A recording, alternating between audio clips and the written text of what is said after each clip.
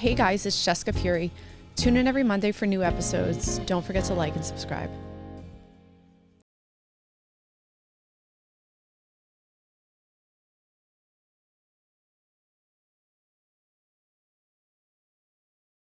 Welcome back to the podcast.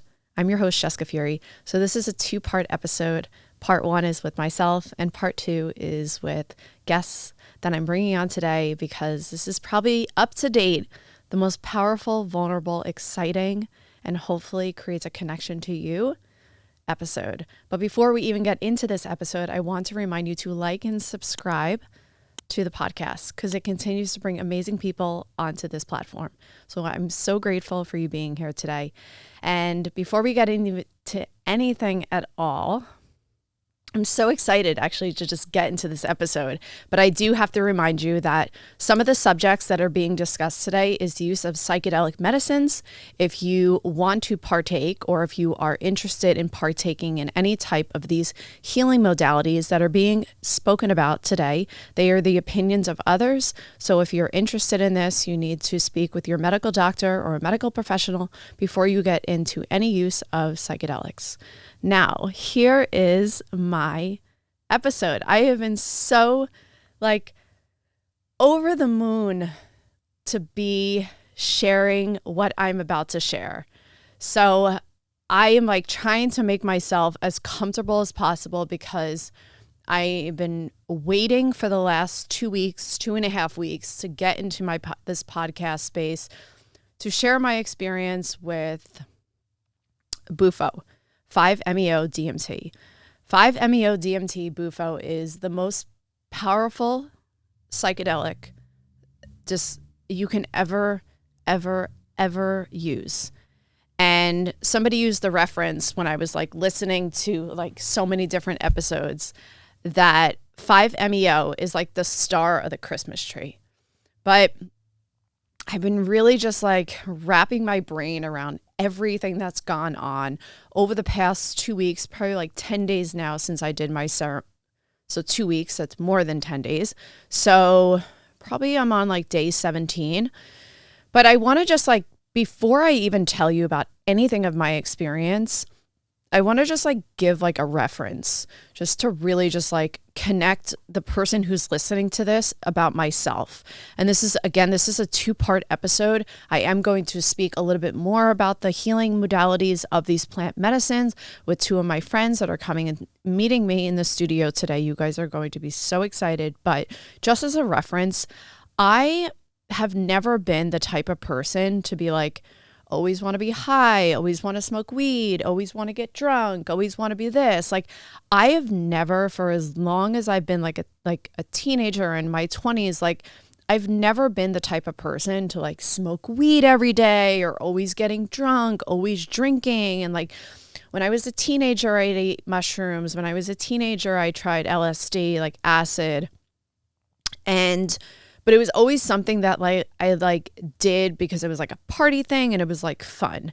But the reason I'm bringing this up is because a lot of times when people hear psychedelics, they immediately put either a couple references. And again, that I'm talking everything about today is it's just my own experience with it. I've been listening to a lot of people that have a lot of knowledge in this space. I've been sort of really nerding out because I'm very into neuroscience.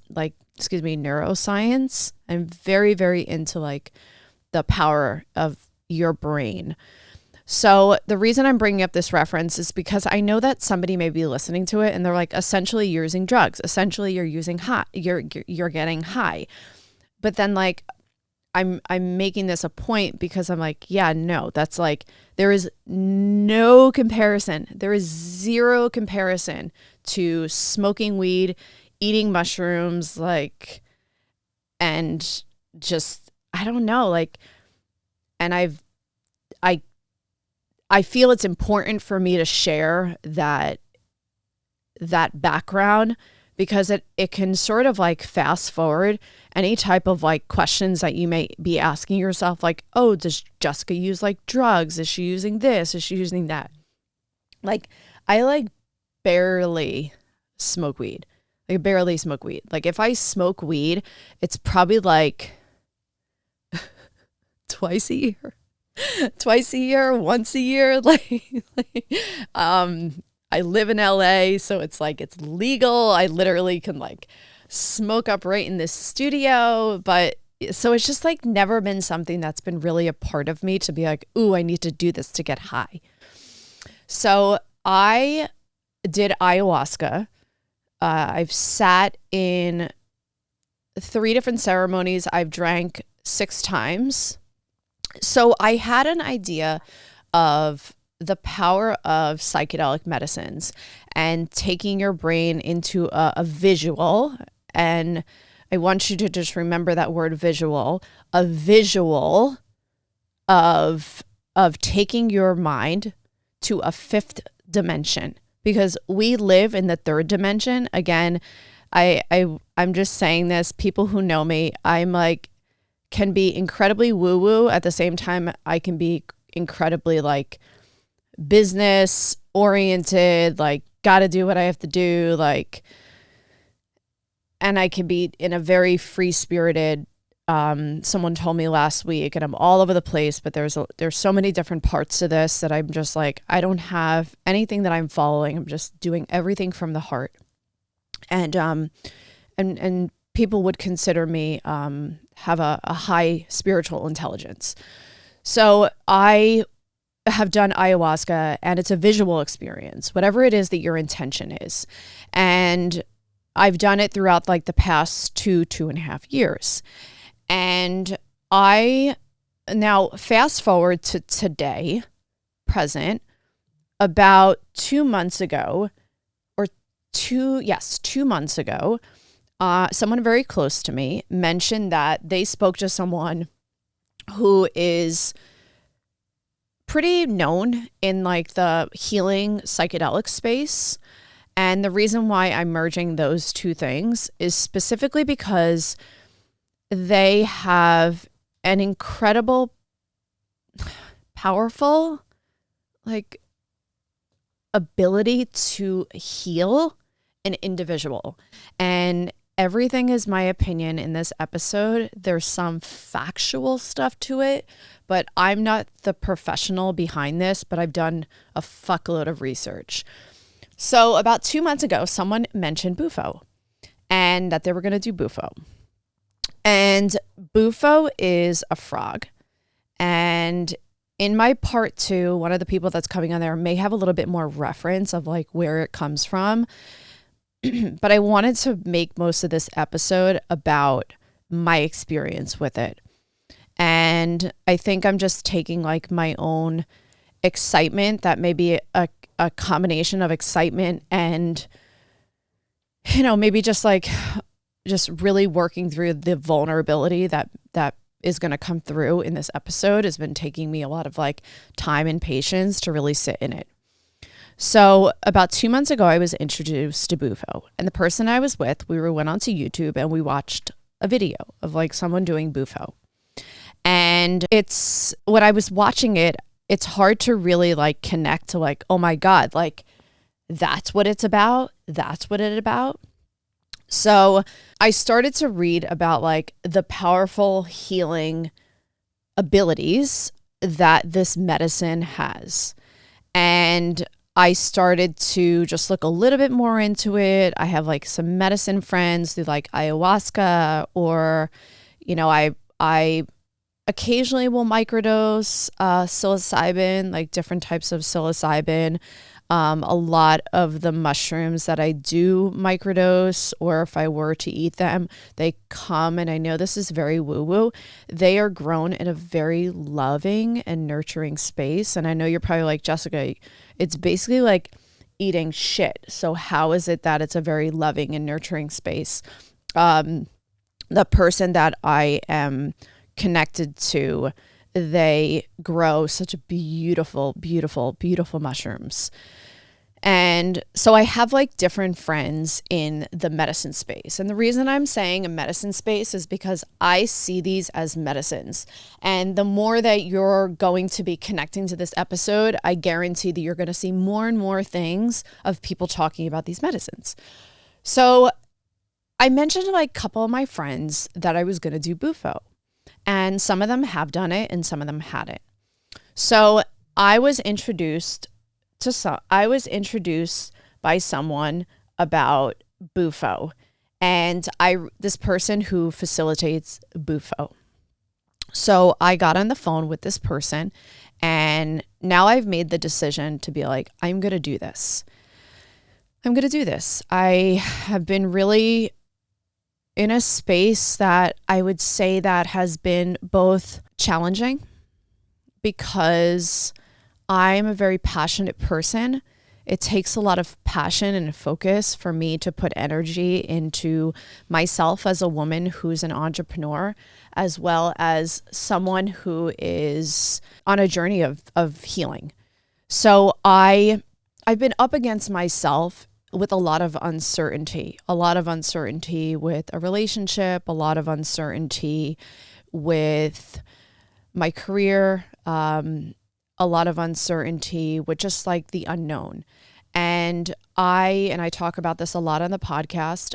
I have a regular meditation practice, and a lot of that meditation practice that I have is involved with energy and aligning of your energy. And so when I decided to do Bufo, I set the date with this woman. I actually set a date and then decided to do it earlier.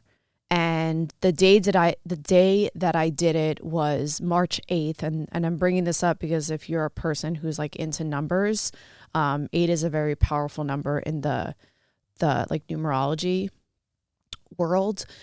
So I did it on March 8th of 2024. So, I get a lot of 5s in my numbers that I will connect to. And yeah, so that was something that I changed the date. I was going to do it on one day, and then I moved it forward.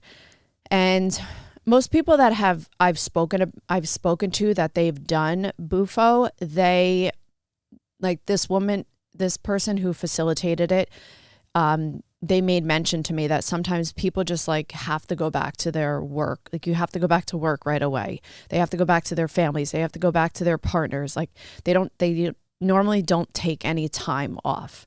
And for me, because I knew that I was going to be going to such an incredibly powerful experience, I knew that I wanted to take that time to myself. I talk a lot on other episodes about taking time to yourself daily, just because I know that there's so much value and there's so much importance in this. So I worked Thursday, and then I took off Friday. Obviously, that was the day of the ceremony. I took off Friday, Saturday, Sunday, and I went back to work on Monday. So now is the day of Bufo. I'm going to do this ceremony. I was told not to eat meat the day before, and I didn't have I had like a half a cup or like a cup of coffee the next morning. I went on a walk because I didn't want to burn too much energy.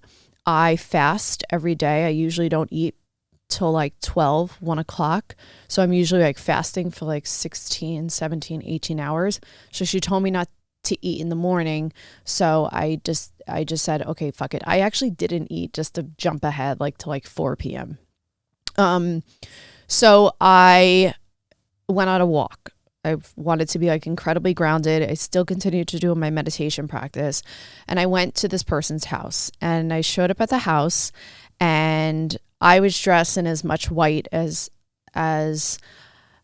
I was in very light flowing clothes. And the two women that were there, cause I'm a woman. So one of the things that I've learned is like in a one-on-one medicine space, if you're a woman, you're either going to be there with a facilitator who's a woman, or you're going to be there with a guide with a woman. And if you're a man, you're going to be there with another man and there may be either a guide that's a man. So this is some of the stuff that has been shared with me based off of the person who was facilitating with me.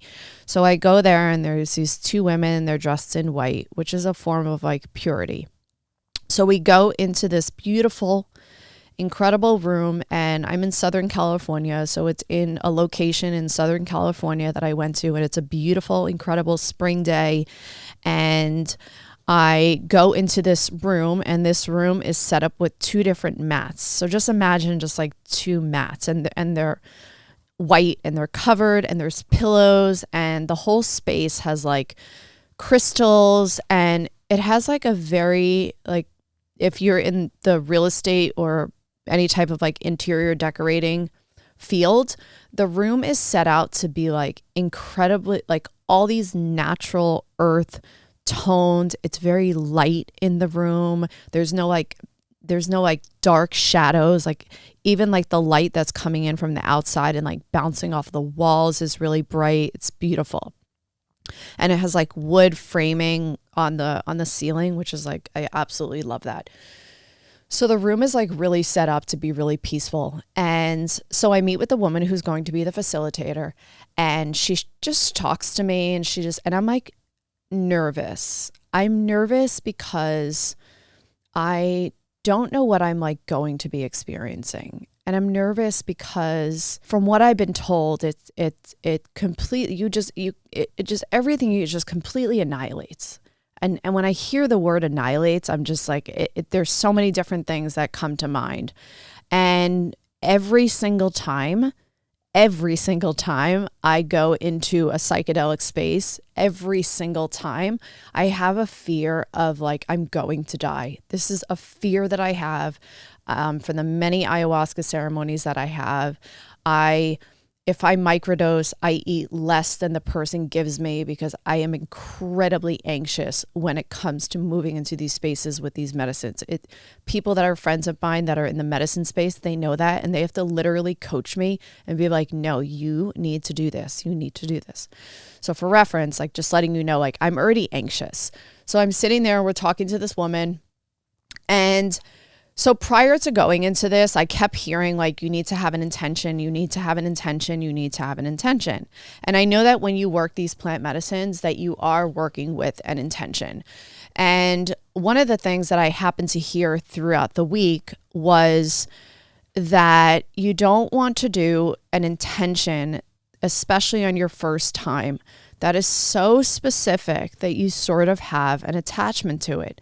And you also don't want to have an intention that you also don't want to listen to other people's experience because you don't want to be so attached to it.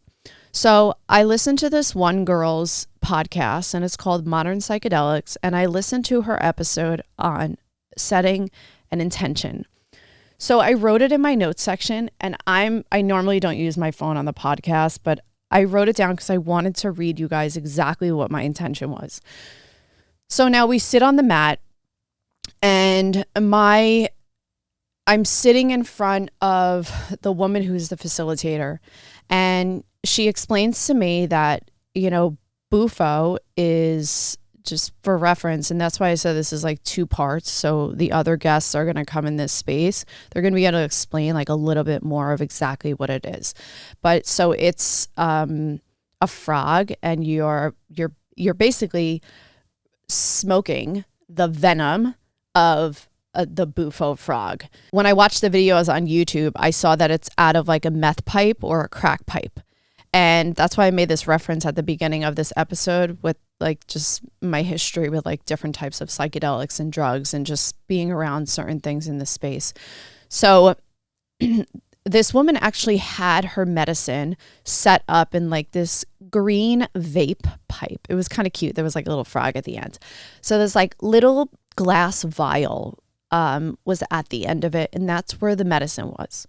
So prior to it, she had me just do like some inhales and exhales, because when you smoke the medicine, you're not smoking like you're smoking a joint, and you're not smoking like you're smoking a cigarette. You're actually like almost like softly, like if someone said to you, I just want you to like, you can't eat like the softest little pull, but I want you to take like 15 seconds to pull the medicine. So she prepares me by just sitting in front of me, and she then says to me, after she explains how I'm going to receive the medicine. So she says to me, you're going to smoke and you're going to pull it in for about 15 seconds. And after that, you're going to hold at the top. Now, prior to even getting to this is like the mother load of this episode. She held up this prayer. And this prayer was probably one of the most beautiful things that I've written. I took credit to it. The most beautiful thing that I've ever read. And I don't know it word by word, but I know that it was something that really just connected to you as you are for who you are and showing up who you are, exactly who you are, and being accepting of that. And knowing that you are incredibly safe and incredibly loved and incredibly worthy in the space of life and God and the universe. And as incredibly woo-woo as that sounds, it's incredibly true in every form of every dimension of who you are as a person.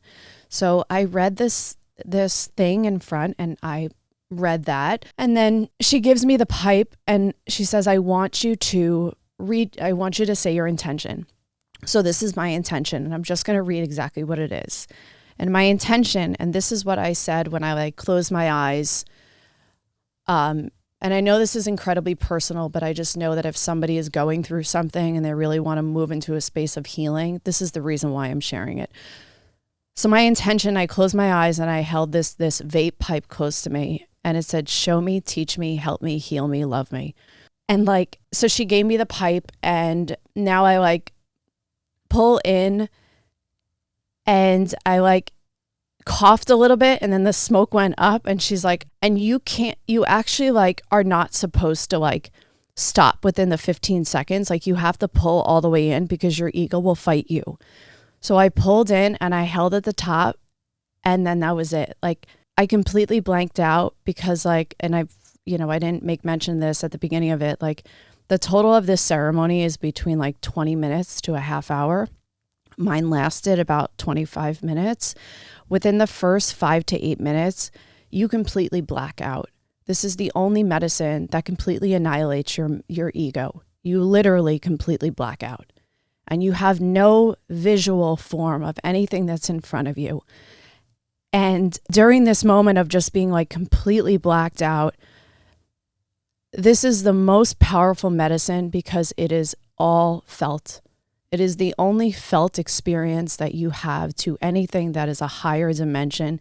And all of a sudden, I started to just feel every single part of myself. And because I don't have any recollection of the first 5 to 8 minutes, I only have the recollection of, because that's where your ego completely annihilates and the power of this medicine comes through. And when I finally was able to come back into the space of understanding, these are the things that was coming through for me, and everyone's experience is different. I am working through trauma, and when you release trauma, your body shakes. It's a form of letting go of trauma. And if any person is working with a therapist or a trauma therapist, dancing, daily movement, being in the sun, and physically moving your body is one of the most healthy things for trauma release. So I'm working through specific trauma in my life that I don't want to disclose the specificity of it, but there are traumas in my life that I've been working through. And this medicine helped me release all of that trauma.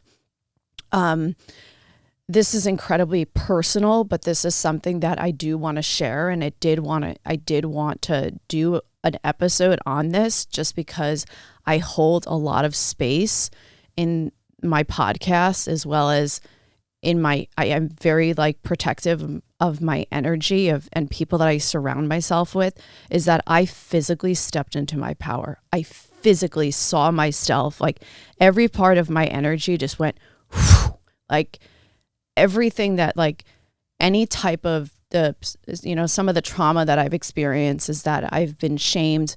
People have said really nasty things to me. I've always been really comfortable in my skin, But then at the same time, that comfortability has been really shamed, and I haven't been able to fully embrace myself as a person because there's been sort of a block of other people putting me down just by being myself, and not understanding that being myself is completely okay. And it for me, it travels back to the fact that, like, even as a young kid and as a teenager, I've always been really comfortable with just doing things for myself. And it may not always be like the best thing that like people would do, but I was just like always like very that free spirited to be like, well, fuck it, I don't care, I'm just going to do it. So during this like physical, this feeling experience of this medicine, I feel just this incredibly powerful connection to service, and an incredibly powerful connection to love far beyond anything that I could explain. And there's almost like this golden light that just comes through the whole entire space that you're laying there. And, 5-MeO DMT means God molecule, and it is the God medicine. And anything that you pick up after this medicine, anything that you Google, it's going to tell you that this is the only thing that you can connect to God, that you can connect to a higher dimension, that you can connect to the universe. And that's what I felt. I felt sadness. I was crying. I was crying because I felt resentment literally move out of my body, literally just go out of my body. And I just laid there in times of just like bliss. And then I started to feel like this really awful pain in like my lower like abdominal like female area, like incredibly piercing, the worst pain I've ever experienced in my whole entire life. And I was like calling out to the woman, like, this is so painful. This is so painful. Please, this is so painful. And she said, that's your trauma working through. Like, that's where your trauma is. That's where I've experienced this, my own form of trauma. And she's like, I need you to let it just work through. And I was just holding my stomach because of the amount of trauma. And then it just like let go. And I just kept asking if I was safe. And I said, if I'm safe, I'm safe. And this is something that repeatedly comes through when I do medicine, is that, am I safe? I am safe. And one of the things that I really learned is that this is almost like interconnected to trauma, is that knowing that you're safe and knowing that you're safe. And she just held my hand in this experience of laying on the mat, and I'm almost like laying in like Shavasana, but like a giant Shavasana. And one of my best friends is like, she's a doctor, and she's also like this incredibly hippie woo-woo, like, I don't know. She's like a goddess of, I don't know. And she's just incredibly woman. And we've known each other for probably close to about over 10 years. And we would have like these conversations on the phone, and I would say to her like, hey, can you explain to me like how to let go? Like, can you explain to me like how to surrender? Because for the longest time, like as many meditations as I've done, as many yoga classes that I've done, as many, I've been in the spiritual space since I've been a teenager, which is like over 20 years of practicing these healing modalities. She would try to explain it to me. Like, she would literally try to explain surrender and letting go. And I kid you not, I still could not subconsciously let go. Consciously, I can understand it, but not subconsciously. So like, we're either driven by a subconscious program that we can either change or allow to be dominant and can terrorize us with fears, insecurities, resentments, anger, or we could subconsciously allow our conscious self to surrender to the subconscious mind to take over ourselves in the most loving, incredibly powerful, abundant way. And that's surrender. In my opinion, that is surrender. And my whole entire body literally surrendered. Like, imagine running a marathon and you only trained for it once, or you took a yoga class and you did 108 vinyasas, or you did a boxing match and you had to train for 6 hours straight and you weren't allowed to stop to eat, and you were just like at the end of it and you're like, I'm so fucking tired. I'm just going to let go. And that's exactly what it felt like. For reference, that's exactly what it felt like. And then as I started to come back into this space, I was just, and then I was able to experience this incredible amount of love. And then I did see a visualization of something that connected me to a person that's in my life. And then when I started to come back into the space, I was almost like, oh my God, like it was almost like where the sunshine was just in my face and I just had to wait for like it to move so I could just get back into reality. And then I turned into fetal position, and then I started crying and crying and crying and crying. And I think that's a form of, from what I've been told, like a form of like inner child healing, that you go back into that position of fetal position, which is where we are. And it's also a form of rebirth. And this medicine is the exact reborn of oneself, of your own self. It's an individual experience with this medicine, and it's a non-dual experience. It's completely felt, 100% felt. There's no conscious thought. Everything is being surrendered to the feeling of something. And then I flipped my body over and I was in child's pose. So if you're not familiar with child's pose, you're basically on your knees and you're laying down face down. And I've done this in other medicine spaces. It's a form of self-love and a form of self-respect, and it's a form of honor to oneself. And this is the way that I've been able to sort of channel the healing modalities of medicine, is that when I surrender to myself, I give myself permission to be confident, to be loving, to be worthy, to be enough. And that's what my body did physically in the space that I was in, this Bufo space.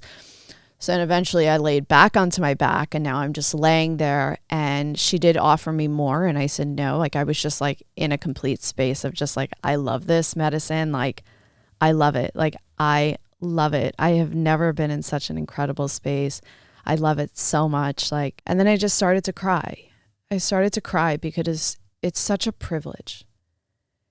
It's such a privilege to show up and do the work for yourself. And it's such a privilege to be in the space of a medicine that is so powerful that it changes your life. And that's my experience. Like it changed my life in that instant.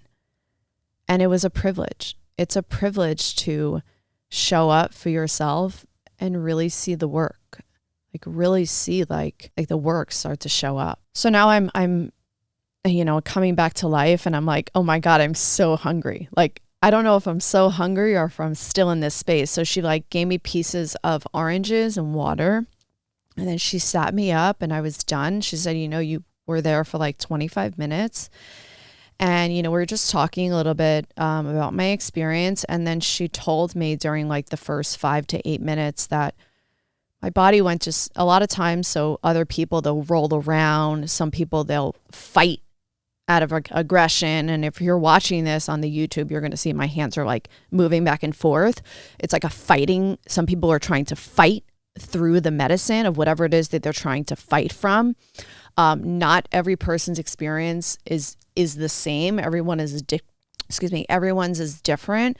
And she said, I just went down, like I just laid down. She said, your body just laid down and you went right into this peaceful place. And she said, I started to say, like, she said, you must have said it like 50 times. I don't know what this means. I don't know what this means. I don't know what this means. I don't know what this means.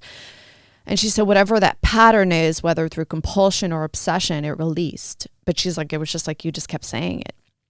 And then we just spoke for a little bit. I said, I want to do it again and all this stuff. So I leave her house, and I was by the ocean. So I spent some time by the ocean, and I knew that I was going to be in a really fragile space. And I felt just so incredible, like incredible. So I go home, just kind of like hang out. The next day is the first day of integration. They say like integration starts that day, but sometimes like for me, like integration was the next day. So I took that Saturday off and I spent it with myself, and my energy was so incredible. Like everything was so clear. Everything made sense to me in a way that I almost was like handed a book with all the answers to everything. And some of those things that came to me was like, I am so blessed. And every day that I'm here, I have the opportunity to show up for myself in service to myself, in service to others. If I'm not carrying a message through my business or through myself, whether as a person with friends or loves or whatever it may be, or through service through a podcast, or through service through real estate, or through service through my training business, it's like, then what am I doing? And then after that, I was just like in this incredible, like incredibly loving space, and just really like connecting to myself. I found that like using the medicine and spending that time to myself was the most valuable and was the most important. I actually didn't do like guided meditations. I did meditations with myself. And like the first 4 or 5 days after taking this medicine, I was on like a high of just like, this changed my life. This changed my life. Like it everything that I was like complaining about at one time, I was just like, I couldn't think of it. Things that I had such a tight grip or such an attachment to, I was okay with it. Like I was okay with trust. I was okay with giving it to the universe. I was okay with letting go. I had so much more connection to like gratitude. And, now it's towards the end of the first week, and I schedule an appointment with the integration coach. And the integration coach and I speak about all the things that had happened through this medicine, and not sharing the things that happened during this call. But, if you were to ever go into the space of these type of medicines, having a connection to people around you that are familiar with these things is going to make your experience that much more healthier and more grounded. So I spoke with this integration woman. She explained to me that that high, you sort of come back down to earth, but all the things that you receive through the medicine naturally works through you. So naturally, I go into like my research science type of space, and I start to research the power behind this Bufo 5-MeO DMT. So I started to read different books. I started to read different medical articles online, and I started to then listen to other people who facilitate this medicine throughout the whole entire year for many, many, many, many years. And what happens and what makes it so powerful. So to explain this to anyone who has used psychedelics, imagine a Christmas tree, and Bufo is the star that you put on top of the Christmas tree. There is no comparison, and there will never be a comparison to this type of medicine to anything of a psychedelic, because this is completely felt. It's all like a felt medicine. So the week after, now I'm going into my second week of integration, I was just reading just how powerful this medicine is. And, when you have those systems in place, whether meditation or reading or journaling, those are what makes your healing experience that much more profound. Now we're in like 2 weeks of this integration, and I'm still in this it changed my life. Like I know that it changed my life because I like suit up and show up, and I believe in the journey that I'm in a spiritual place. And I've learned from this integration woman, and this is like not to brag, is that I have a high spiritual intelligence, and I guess it's always been something that's been in me. And